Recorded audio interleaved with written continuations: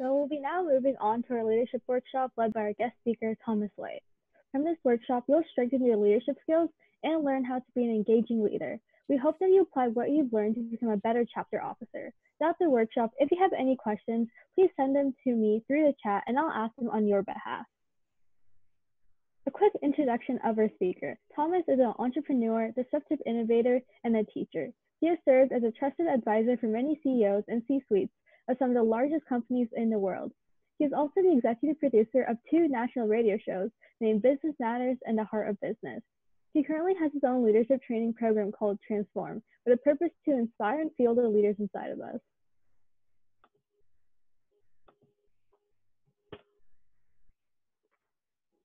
Here I am. So good afternoon. Hello, everyone.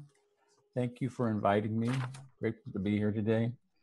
I want to start with a question about leadership because you can tell I have a few gray hairs and I've done this a long time.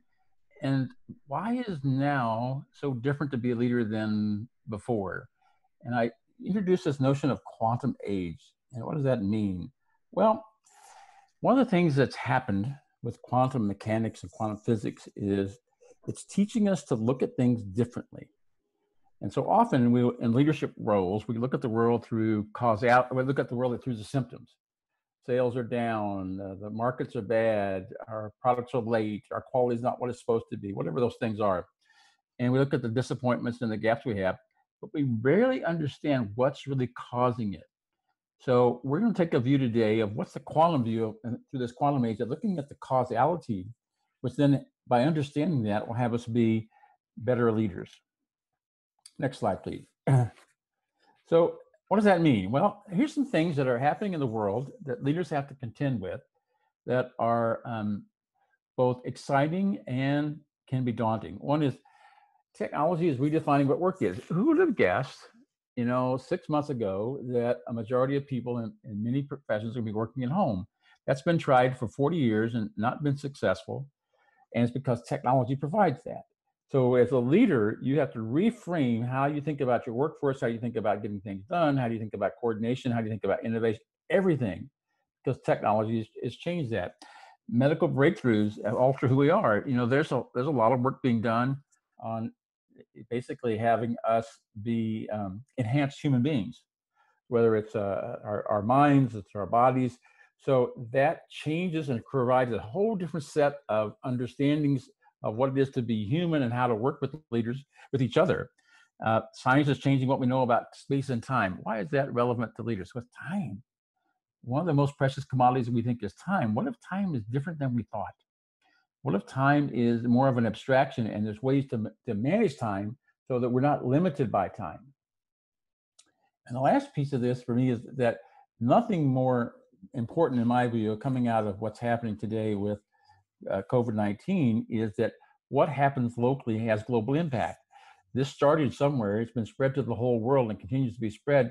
Wow, and countries are making choices to keep people from entering their countries from other locations. We've never had this kind of experience, and as leaders we have to pay attention to this, where something we do here is going to affect things all around the world for us or for our organizations.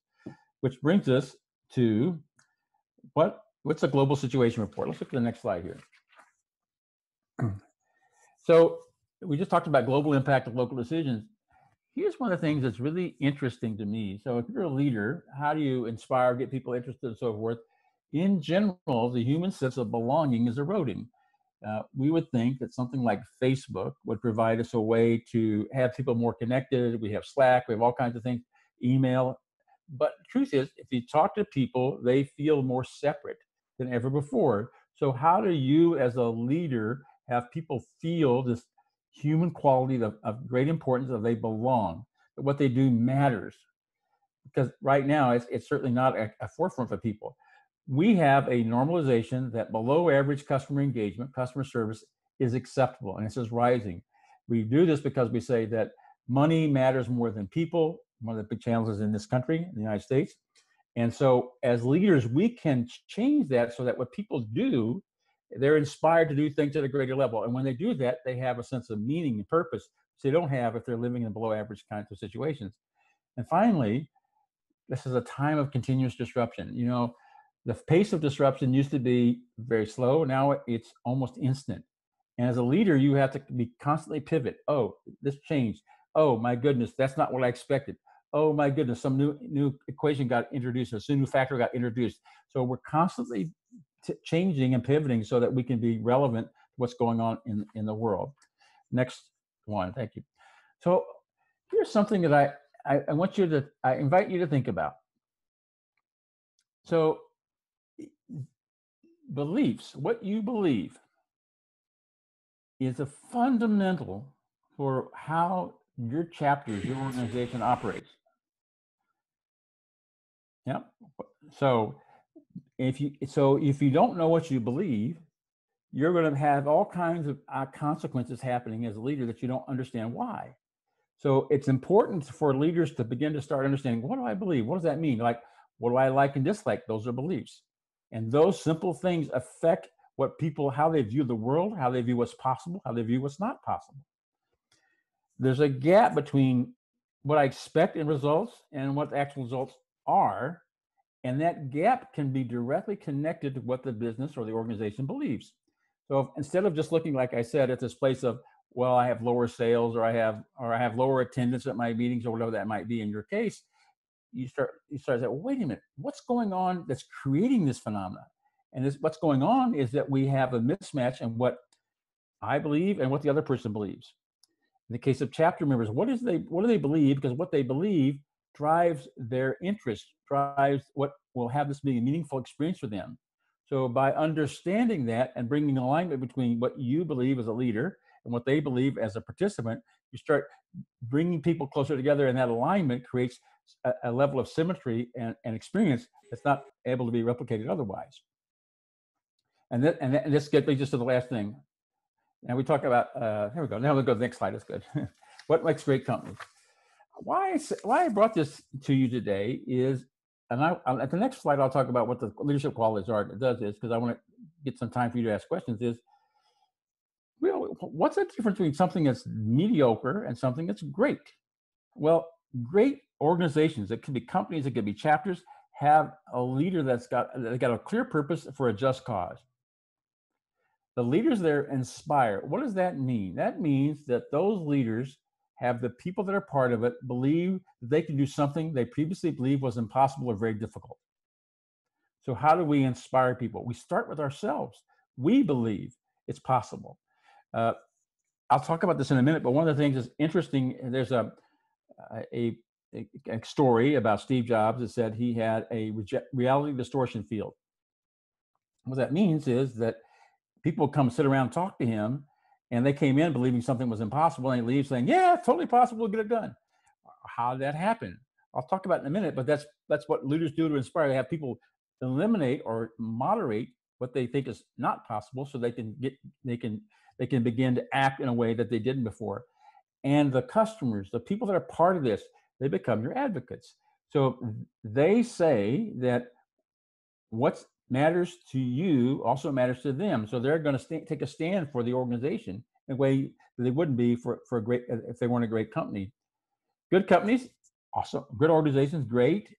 They have a clear purpose. Leaders motivate. It means they inspire. They activate people. They energize people. They have them want to keep doing things. They feel good about it. And the customers recommend. They say, yeah, this is a good company, great. Mediocre companies are where the purpose isn't clear. Sometimes you go in the organization or you go in a place and say, what's your purpose? There's a poster over there. Look at that poster. It'll tell you what our purpose is. Leaders manage. They get stuff done. They manage by task. Not that tasks are not important, but they manage by that, rather than managing to the purpose and the vision, they manage to the task. And customer reviews are generally mixed. Surviving companies, their purpose is just getting by. Often the leaders act from the fear of the business going out of business, or the fear of they're losing their own jobs, or whatever that case may be. And customers are transitory. Finally, drying organizations. They're playing a game that's over. Leaders are frozen in time. The customers are afraid to leave, so they still stick around.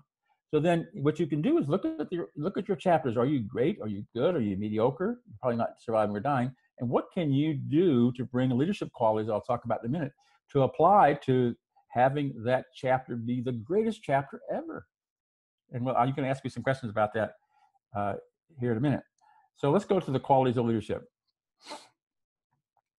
which is the next slide. So expanded awareness. Now, what does that mean? Well, leaders look beyond what most people see. I've started 17 companies. I've created things that nobody's ever done before. And because I was looking beyond my normal field of reference, I was reading things that had nothing to do with what I was trying to do. I was always exploring areas that were interesting to me to see if I could find some analogy to bring back to what I was doing. So this whole area of exploration and interest and curiosity, which expands our awareness, is the number one quality in my book for really great leaders. We talked about inspiration. How do you inspire people to a greater purpose? If you look at great companies, really great companies, they have a purpose that's inspirational to people that work there. They feel like they're on a cause, and that cause is the fuel for the inspiration. Now, here's one that you may not have considered, which is redefining reality. What is reality? Reality is what you believe it is. We think about reality sometimes like it's the truth. No, reality is what you believe it is. So if you have a reality that's supportive of your success, fantastic. If you have a reality that's not supportive of your success, how do you redefine that reality? So now you have a new reality that is one that supports the kind of outcomes that you're anticipating. For instance, you could say, some people in older organizations, which is not your issue, but sometimes they'll say, oh, this is the way we've always done it here. Or this is the way these things are done. Now, a lot of us have that. Well, that is a belief that's a reality, but it isn't true. It's just simply a historical point of view that has nothing to do with today, and it produces a limitation for what's possible. And anytime you as a leader can change your reality so people are seeing things that are possible they didn't believe were possible, they see opportunities that never existed before, their level of support and interest and enthusiasm rises. And if you keep doing that, they'll find this to be an experience. It'll be an experience of a lifetime. So that's part of what we do as leaders, is to do that. Focus on what matters most. It is so easy to be distracted. How many times did we get in a situation where somebody says something to me and I have an emotional reaction to that, and I forget I've got this objective over here to get something done. Something's really important, but I don't. But I want to have the fight. I want to have the argument. I want to make sure they know I'm right and they're wrong, whatever that might be. None of that's focusing on what matters most. What matters most is getting done what we say we need to get done. What matters most is our purpose and being able to serve the constituencies that we're here to serve. So I always bring myself back to focusing on what matters most. And then finally, it's that we define success in a way that's meaningful for everyone. So if it's a participant in the chapter, if it's other officers, if it's people you're working with in the community, how can you find what they would say was meaningful to be part of your definition of what success is? You know, in traditional organizations, success might be the revenue levels, it might be cash flow, it might be all those things. Nothing wrong with those. But that is the higher level. The lower level, the level that really makes things work in organizations, is defining success in ways that humans find meaningful. And when you do that, you also move this whole area to great leadership and an organizational experience that's unlike anyone's ever had. So I'll just leave these as my general framework and open this up for you for the next 10 minutes or so for any questions you have that I might be able to help you with. I just some background. I started 17 companies. They've been in technology and publishing and professional services in all kinds of areas, and some of them have been bought by public companies, and some have gone out of business, and some have been successful in other ways. But what I really am focused on today is helping leaders become the best leaders possible, so their organizations become really great organizations. So I'll leave that with that to see what questions you might have about your particular circumstances that I may be able to help you with. Great. So our first question is from April. She asked, how does work or team culture play into what makes a company or any organization great? Well, so team cultures are interesting. So what is a team culture? A team culture is a culture that says we're aligning around a common goal. So the key for that is the structure for people feeling like they're participating in something they're helping to create. The old structure for around teams was you do what I say. And some people think that's the expedient way to handle things, right? Just get it done. But what we need to do is we need to have people see that moving ahead with the team's objective is something that's also important to them. And by doing so, we get all of them there, not part of them. And there are other part of them thinking about why they really want to do it, but they have to because they have no choice. So that's the framework for cultures. And cultures are also formed by what we believe. We believe in these things, and so therefore our culture represents the beliefs we have. So we're constantly be paying attention to what people believe so we can align around these beliefs so that we're all pointing in the same direction, and we can reduce as much as possible the areas of distraction and friction.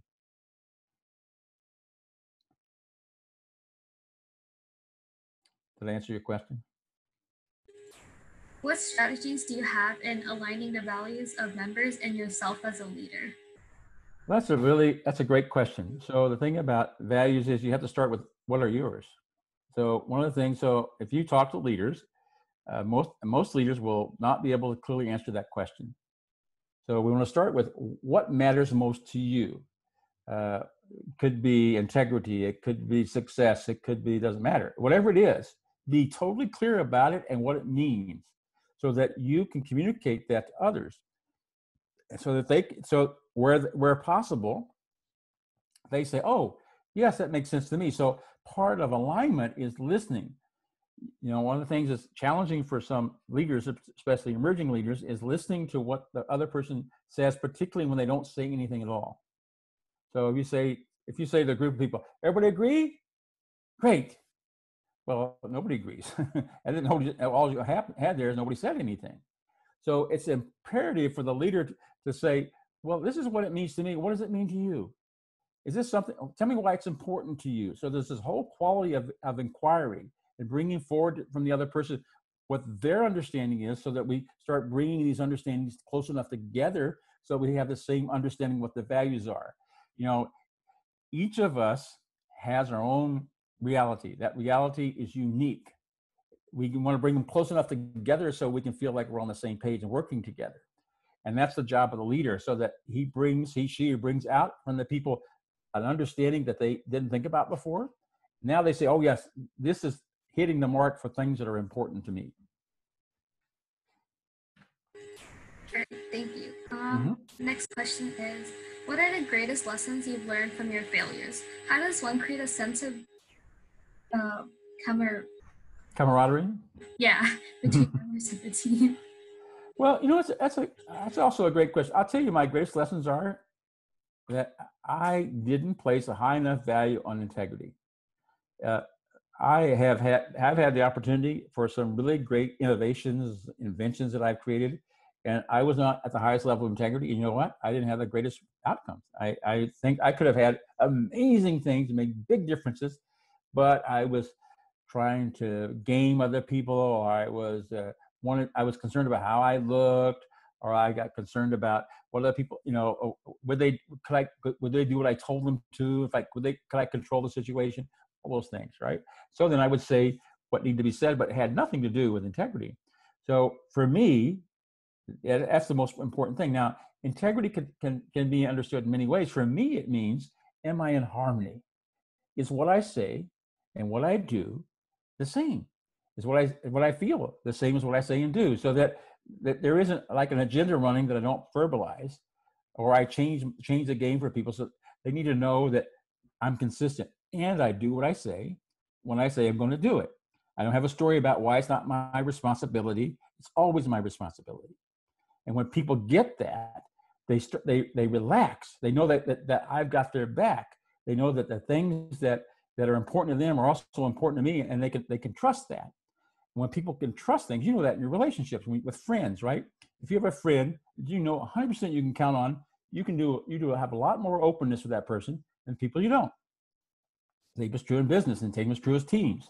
So you bring camaraderie by remembering to follow 3 things. 1, be impeccable with your integrity. 2, be vulnerable. Now, vulnerable doesn't mean you have to be an emotional thing. It simply says you're honest about yourself. You know, I don't understand this. You know, I'm a little anxious about this. Doesn't mean you're weak. It means you're honest. You're telling what's going on, and then you do something with it. Let's talk about how we move past my anxiety. Is anybody else feeling anxious too? Great. That builds trust, and that has people feel like they're working together. And do whatever you do, make sure you can have some fun, because all this work doesn't need to be hard. It needs to be. We can have a great time, great fun with this. So that's my advice for that.